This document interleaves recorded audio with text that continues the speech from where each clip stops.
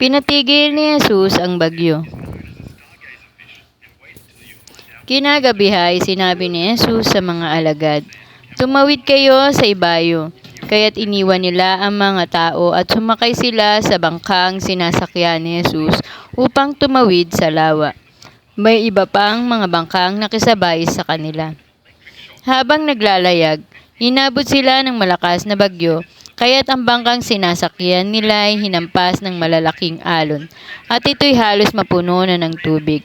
Si Jesus ay natutulog noon sa may hulihan ng bangka at nakahilig sa isang unan. Ginising siya ng mga alagad at sinabi, "Guro, baliwala ba sa inyo kung mapahama kami?" Bumangon si Jesus at sinaway ang hangin. Tigil, at sinabi sa lawa, "Tumahimik ka."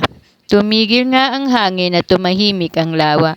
Pagkatapos sinabi niya sa mga alagad, "Bakit kayo natatakot hanggang ngayon ba'y wala pa rin kayong pananampalataya?" Natakot sila ng labis at namangha. Sabi nila sa isa't isa, "Anong klaseng tao ito, pati ang hangin at lawa ay sumusunod sa kanya?"